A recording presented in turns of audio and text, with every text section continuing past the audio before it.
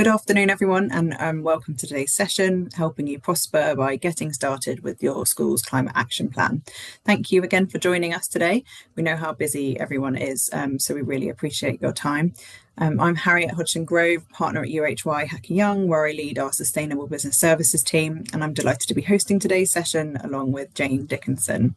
So before we begin, I just want to reassure you that you're not alone in this. Many academies are still at the very beginning of their climate action plan journey. We speak to schools regularly who want to make progress but just aren't really sure where to start and how to manage it.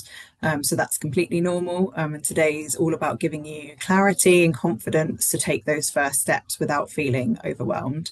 I'm really pleased to be joined today by Jane Dickson, Partnerships Manager at the Climate Ambassadors Programme. Jane works really closely with schools across the country and brings a wealth of hands-on experience helping education settings shape and deliver their plans, and she'll be leading most of today's session. So over the next 30 minutes or so, we'll be covering what a climate action plan involves, why it matters, the simple first actions that you can take, and how the Climate Ambassador Scheme can support you, including some real examples from schools already making progress.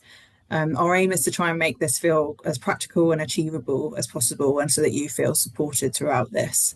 We probably won't have time for questions today, but do leave any questions you have in the chat along with your email, and we will come back to you on those. So with that, I'll hand over to Jane to begin.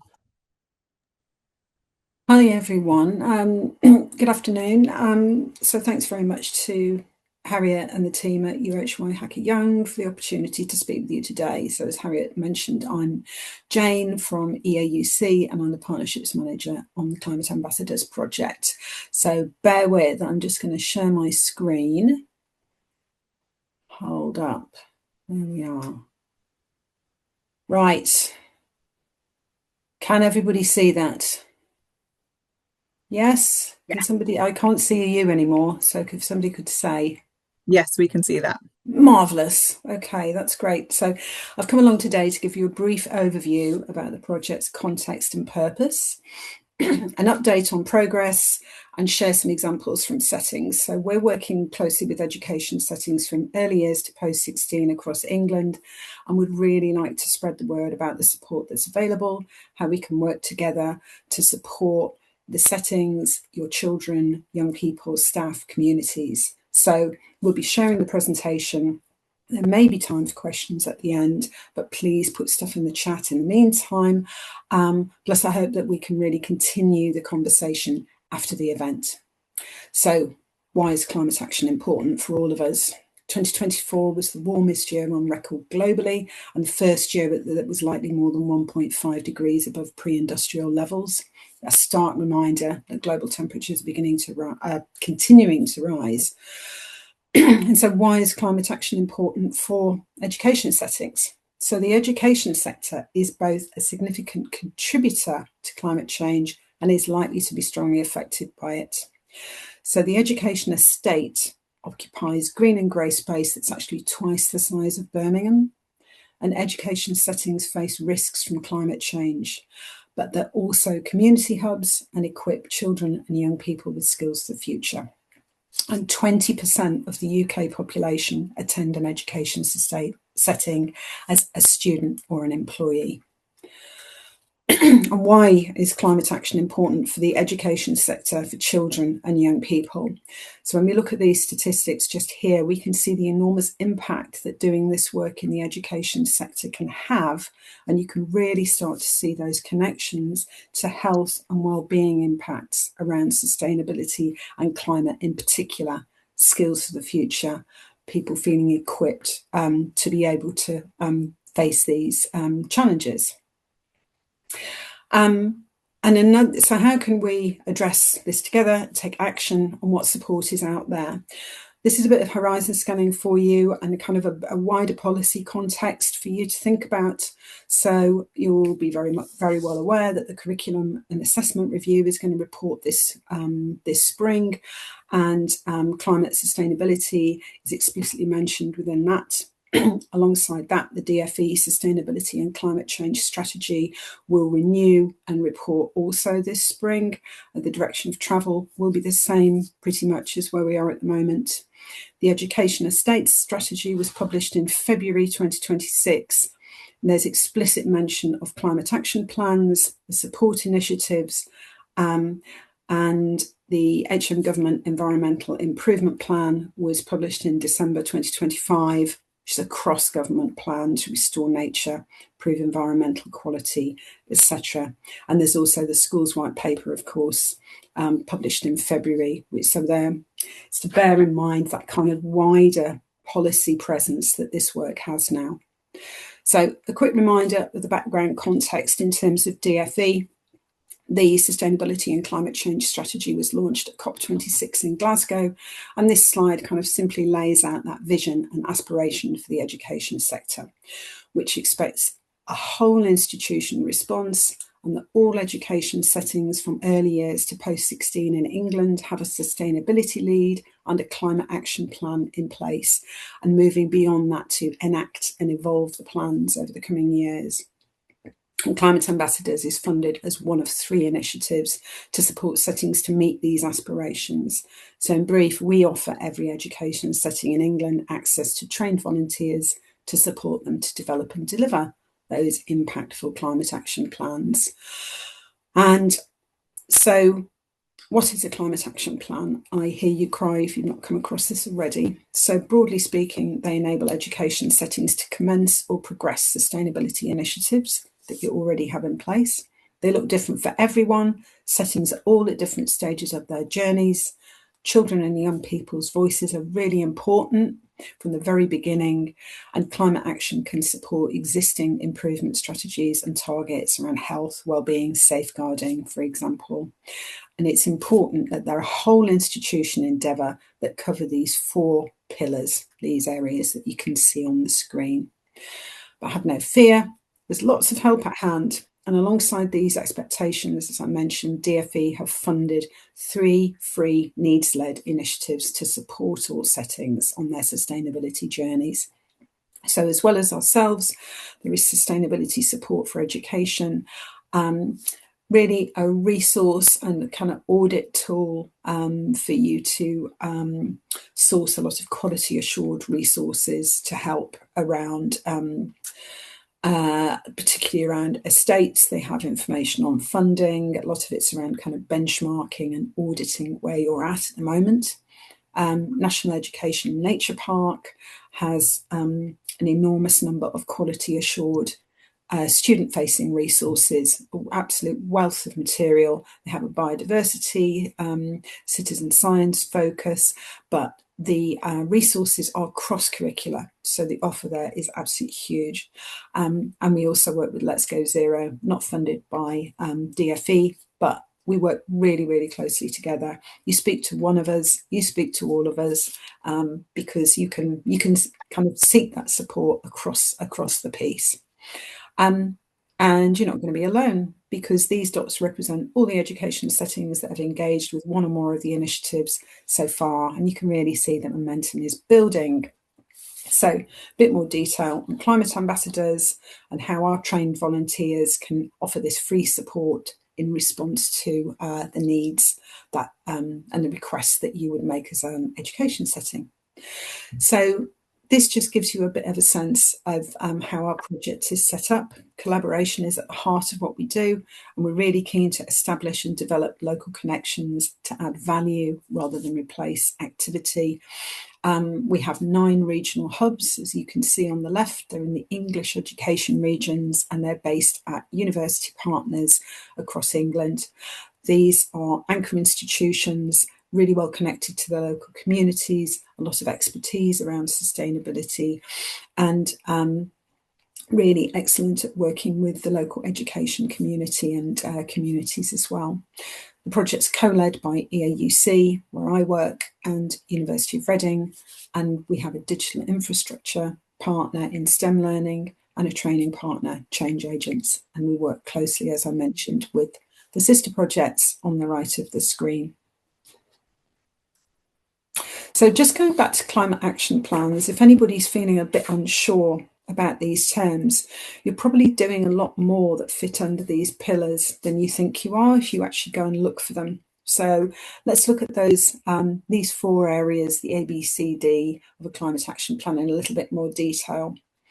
So adaptation and resilience, that is against the risks of climate change, such as overheating and flooding. You may work in a school that has, a playground that floods, that prevents people that you get flooding locally, that prevents people getting to school, for example. These mitigations and building resilience are really critical. Biodiversity is around increasing that kind of nature positive behaviour, access to green space, building biodiversity across your education estate. Weaving climate education and green careers across teaching and student-facing activities, equipping them with skills for future jobs. And decarbonisation, becoming more efficient across operations, saving money, reducing emissions. And don't forget, as you can see from the image there, that all of these opportunities are also a learning opportunity, as well as perhaps something that might hitherto have been seen just as an estate's concern. And we have a wide range of resources and templates that climate ambassadors use with settings. So this is an example that's a bit difficult to read on the screen of a climate action plan template resource that we use. It includes a lot of prompt questions and links that you can work through alongside a climate ambassador. And when we think about climate action, remember to think broadly in terms of that whole school approach, how it can help you deliver on a wide range of priorities around skills development, ethos, engagement. And those co-benefits in terms of well-being, easing financial pressures in the institution.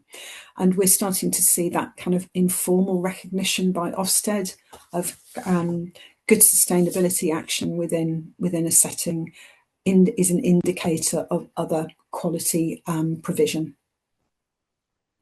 So an example for you here.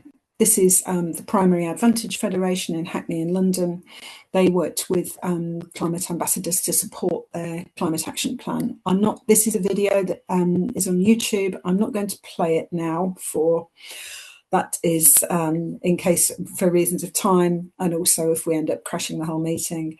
But please take a look when you get the chance. It's a really lovely example of a whole school approach to climate action planning.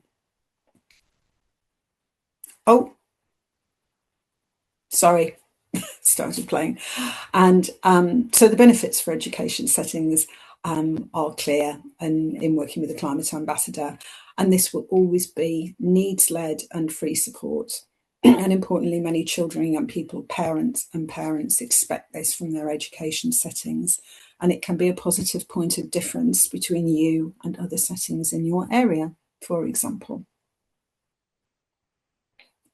So, who are our ambassadors? And importantly, our ambassadors aren't just from a STEM background, that's science, technology, engineering, maths. They're from a broad range of disciplines, skills, experiences. They might offer highly technical and specific support around energy audits, decarbonisation, resilience, for example, right through to more strategic planning, change making, working with leadership, working with governors, doing some hands-on activities with children and young people. Many of our ambassadors are parents or carers who want to support their child's school, or it may be a local connection that they have in the community. And as I mentioned, activity is needs-led, and the settings request support in areas where external support will be of most use, essentially. And quite often that might just be, how can we make a start? How can we kind of start to put a climate action plan together? So they're people who value the opportunity to affect that meaningful change, to apply their passion for sustainability practically and to support children and young people develop skills and also develop their own skills as well, because it's a great privilege to work in schools and actually do activities either with children and young people or with staff and leadership. Climate ambassadors work on activities that fit their interest, enthusiasm and experience, and they're all about inspiring, guiding and building relationships. There may be people on the call who actually want to become climate ambassadors themselves. So that's another opportunity as well. So I'll just share some examples. So this gives a sense of the breadth of their activity and support. So we have an energy consultant in the Midlands who is supporting changes to renewable energy. She helped to make quite a lot of financial savings and had a big impact on bills at two quite large MATs. A digital learning designer supported the leadership in his daughter's primary school. That was quite strategic support, signposting, working with governments to kind of help in a more strategic kind of change-making role. Fashion business owner did some fantastic work in a secondary school on circular economy. That was quite a skills-based activity. And an environment officer there talks about the appeal of the role in terms of the flexibility. Some more specific examples. So this is Eleanor. She is a PhD candidate in Yorkshire, and she supported a college that has a really strong sustainability pedigree anyway, and she was working with them on both strategic support in terms of developing their action plan and some expert technical actions and solutions over the last months, and they have a really, really good relationship that's ongoing. Lewis is an apprentice building surveyor and a climate ambassador, and he supported a secondary school to implement a number of low-cost sustainability initiatives in a really relatable way for the students, and that's really helped him develop his own confidence as well. And Julie is an energy assessor and supported a number of settings to make cost savings and reduce their carbon impacts. So now really it's over to you. So where do you think you are on your sustainability journey? You've come along to the webinar today. Thank you. And you are going to get in touch with me following this so that I can connect you with your regional hub, aren't you? So you're certainly starting out and probably further along this kind of development pathway than you think. So who do you need to talk to and involve next to kind of make your way along this path? Here are some suggested next steps. And really the main thing to emphasize is involve others, raise awareness, reach out. This works best as a collaborative effort with leadership, with colleagues, your children and young people, your communities, and with us and the wider DFE support initiatives and other initiatives as well beyond that. So there's just some ideas here and some links to some activities and some resources that you could have a look at. You may already be aware of some of these as well. So I'll say thank you. Please keep in touch. The details are here. The presentation will be shared following the event. I know that I went through that very quickly and there was an awful lot of information, but I hope it's given you quite a good overview and kind of given you a bit of confidence to kind of pursue further sustainability and climate action and kind of understand that there is a lot of support out there. Okay, I'm going to stop sharing and show. That was really great to go through. Yeah, just to say, I've signed up to be a climate ambassador following meeting Jane, and I'm going to be helping support. I've committed to helping my daughter's primary school and support them on their sustainability journey because they weren't aware of any of the requirements from the DFE. So yeah, I think it's just starting that conversation, isn't it? Really, like speaking to yeah, people finding the people in the school that are already there and passionate about it, and like really, yeah, find your people is key. Just trying to make sure you'll be surprised how many people want to help and want to do something, but don't really know where to start or how to make progress on this. So following through the sort of climate action plan template really helps, and having all the resources available through the the climate ambassadors, sustainability support for education. There's so much out there that they really are trying to push and help as much as they can, the DfE at the moment. Yeah, If I anyone, think it's also that quite often people are working in roles in an education setting that don't realise that they're actually engaged with this activity already. I think particularly around estates teams, HR teams, finance teams, hugely impactful in terms of contributing towards this. Quite often we think perhaps a bit too much around just curriculum. yeah, definitely. If anyone does have any questions, we do have time if you want to put them in the chat, because we still have 10 minutes.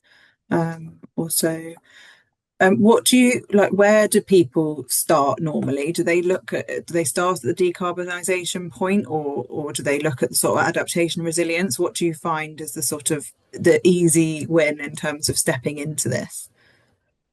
I think a good way to start, as I mentioned there, is find the people who are interested and kind of doing that audit of what you're already doing. Yeah. I think is really significant, because quite often there is activity happening that not everybody in the setting is aware of. And I think from there you kind of build your plan, if you like. And it's important to, I think, note that not all of the measures that you can adopt are, high cost. It doesn't have to be that it's an all or nothing. Well, we are having to install heat pumps, and there's quite a lot of activity, particularly around behaviour change, that can be quite powerful. I know, as I said, there are activities that will probably already be happening, say around uniform swaps, that kind of thing, where they're quite practical for the community, I think. But there are some very easy tools. For example, you mentioned decarbonisation quite often, and the best place to start there is to just benchmark where you're at. And the Count Your Carbon tool is something that a lot of our ambassadors use. Some of your settings are probably aware of that. That's really fantastic. It's really easy to use and gives you a good baseline for knowing kind of what the impact's going to be of the measures you might take in terms of having better controls over your heating system, for example. Yeah. That's something that we at UHY can support you with as well, in terms of that calculating your baseline, because it's a lot of the information you need is already in your accounting system. So that's something that we can support on in terms of decarbonisation. I think another point to make as well is that not every part of the climate action plan templates is relevant for every setting. You've got to, not to be too technical, but think about the materiality or what's actually important to your setting. If you already, have done everything you can to internally, like you've changed all your light bulbs and you've done what you can internally, then concentrate on the next step. Or like, don't worry if you've got one van that's still a petrol van, don't change it to an EV one. Like, wait for it to get to the end of its useful life and then replace it. It's not about Totally. trying to do everything at once. It's like step by step, and having that phased approach and planning it over a number of years as well. Yes, I think you're absolutely right. It's about being realistic about what's achievable, Yeah. and reaching out also to other settings in your area to kind of share practice, share opportunities to do, do activities together, for example, and, as I say, kind of connect with our regional hubs, because there are a lot of networking activities and support that they offer more locally, which can be incredibly supportive for taking this forward. And a lot of that is around connection and awareness of what else is happening in your particular region. Yeah. Yeah, I sort of echo that as well. Just getting in touch with the local schools in your community because you can share resources and share ideas about what's available to you, grants, etc., in that area, and like other things that people are doing that have worked well for them in that borough, for example. And there's no further questions, so I think we'll wrap up there. But please do get in touch with Jane through the Climate Ambassadors or with myself through UHY or to your normal UHY advisor, because we're really happy to help and we want to support you on this. So, yeah, thank you very much for joining us today, and we look forward to connecting with you in the future. No, no, you're very welcome. All right. Nice to meet you, everybody. Bye bye. Thanks, everybody.